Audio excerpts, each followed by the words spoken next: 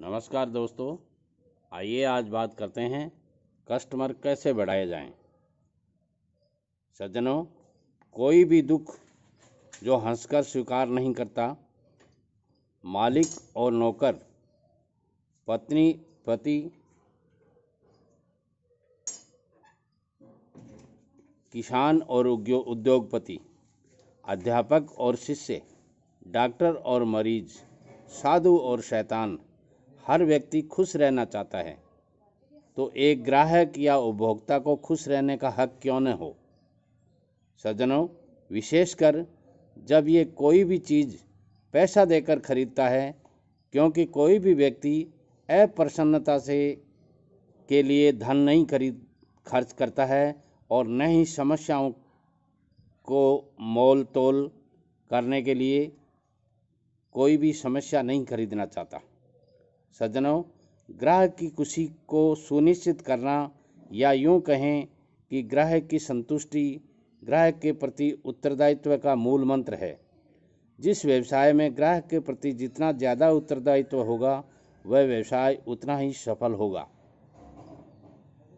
मित्रों, उद्योगों और व्यवसायों का उत्थान और पतन यदि धन संबंधी प्रक्रियाओं दोषपूर्ण न हो, तो सामान्यतः व्यवसायियों की ग्राहकों की आवश्यकताओं के प्रति जानकारी या लापरवाही, उस जानकारी का वस्तुओं के विकास या उत्पादन में उपयोग और अपने उत्पादन की डिलीवरी प्रक्रियाओं में सुधार, ताकि आप ग्राहक को अपने उपयोगी से अधिक संतुष्टि दे सकें, के आधार पर आंका जाता है। सज्जनों, व्यवसाय और उद्योग जिन्होंने ग्राहक को सचेत होने दें की नीति अपनाई है, उन्होंने काफ़ी कुछ सहा है और उसमें हैरानी वाली कोई बात भी नहीं है।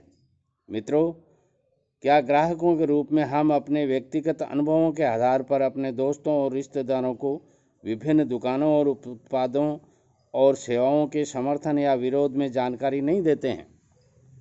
मित्रों, और जब भी आवश्यकता इस बात की है, ये मानकर करने में या कहने में अधिक आसान नहीं है कि किसी भी संस्थान के प्रत्येक कार्य को ग्राहक की छलनी के माध्यम से ही जांचा जाए, ग्राहक की नज़रों से परखा जाए। ग्राहक की नज़रों में खरा उतरने और न उतरने वाली बातों का अनुपात ही हमें संबंधित उत्पादन की परफॉर्मेंस, उसके उपयोगी मूल्य और वे क्षेत्र जहां ध्यान दिए जाने की आवश्यकता है जैसे महत्वपूर्ण प्रश्नों के उत्तर दे सकता है।